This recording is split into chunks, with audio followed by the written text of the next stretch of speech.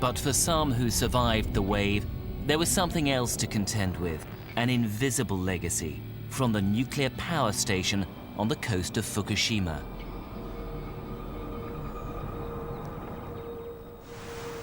Its seawall was designed to withstand a tsunami up to 5.5 meters. This was twice the height. The flooding short-circuited cooling pumps. The reactors began dangerously overheating. We managed to track down one of the nuclear workers on site at the time. Before the disaster happened, I thought nuclear power was 100% safe. It was precisely what people call the safety myth. 25 hours after the quake, pressure in reactor number 1 built up, then it exploded. It was the biggest nuclear accident since Chernobyl, in a country reliant on nuclear power.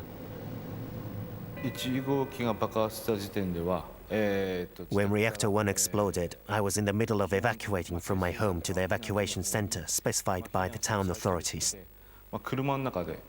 I was in the car, as the roads were chock-a-block. I was in the traffic jam. Cars were hardly moving. He didn't know it, but radiation was already leaking from the plant, and those stuck in traffic had no protection. I'm prepared for the fact that probably we suffered some external and internal radiation exposure.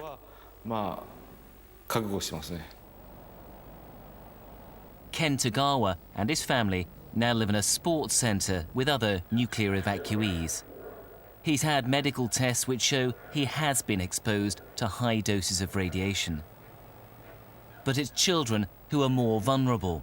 His youngest wears a radiation monitor at all times. He's still unsure how much exposure they've already suffered. Dangerous levels of radiation are still widespread around the Fukushima plant. The government's evacuated all towns and villages in a 20-kilometer radius. They're still too dangerous to return to 6 months on. The Tagawas lived in Namiya, well within the exclusion zone.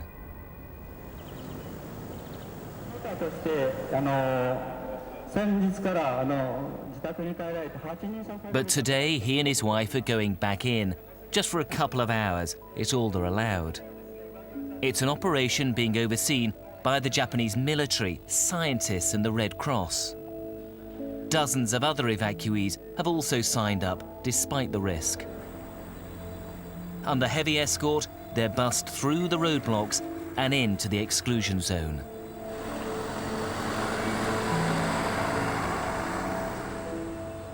Mr. Tagawa is filming the journey for us. There's an eerie emptiness. Deserted fields are overgrown and poisoned. The levels of radiation here are still dangerously high 6 months after the leak. When fleeing, we came just with the clothes on our backs, and we didn't have any of the things we needed. I wanted to go and fetch these things, and that's why I returned despite the risk, for the sake of the children. This was their home. Windows and doors left open. There's no one here to loot. Mrs. Tagawa can be heard calling for the missing cat. It never comes. Inside, the house is just as they left it after the earthquake. It may be the last time they come here. These towns could remain abandoned for generations.